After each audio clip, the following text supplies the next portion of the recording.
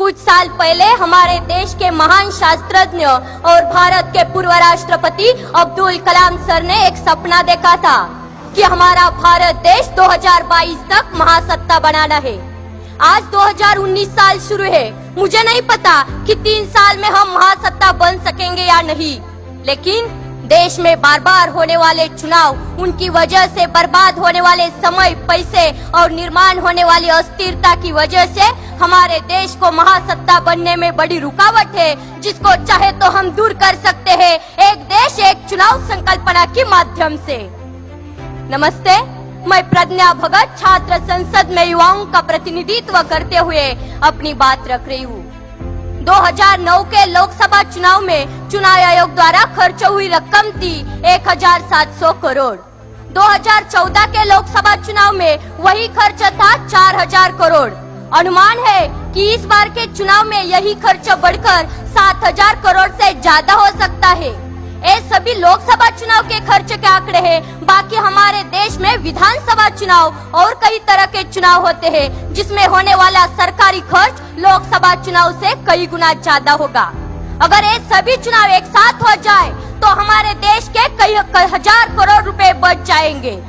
हमारे देश में जब विधानसभा चुनाव होते हैं तब देश के बहुत से केंद्रीय मंत्रीगण, यहाँ तक कि प्रधानमंत्री तक, सब नेता अपनी अपनी पार्टी के लिए चुनावी रैलियों में जाते हैं, जबकि उन्हें 5 साल देश के लोगों की समस्याएं सुलझाने के लिए चुना गया होता है। हर साल ये विधानसभा चुनाव होते हैं और हर साल ये मंत्रीगण अपना यही समय रैली में गवा देते हैं। अगर एक देश एक चुनाव संकल्पना साकार हो जाए तो बाकी चुनावों के कार्यक्रम विपरीत हो जाएंगे। हमारा देश कई हजार करोड़ रुपए से बच जाएगा और 5 सालों में एक ही बार चुनावी रैलियों के लिए जाना पड़ेगा। यह एक बहुत बड़ा फायदा हमारे भारत देश के लिए होगा।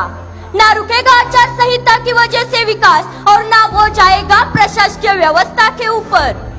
बस इस पूरी संकल्पना में मुझे एक दिक्कत दिख रही है। अगर किसी लोकसभा या किसी विधानसभा में कम संख्या बल होने की वजह से कोई सरकार समय से पहले गिर जाती है या खारिज हो जाती है तो ऐसे समय में क्या किया जाए? क्योंकि अगर उस खारिज हुई विधानसभा या पंचायत का चुनाव फिर से किया जाए तो देश के बाकी चुनावों के कार्यक्रम के विपरीत हो जाएगा। अगर इस विषय पर हमारे संविधान में कोई हल बनाया जाए और हमारे कायदे मंडल की ओर से कोई अच्छा नुस्खा निकाला जाए तो बाकी सब काम आसान हो जाएंगे। हमारे देश का बहुत सारा पैसा बच सकेगा।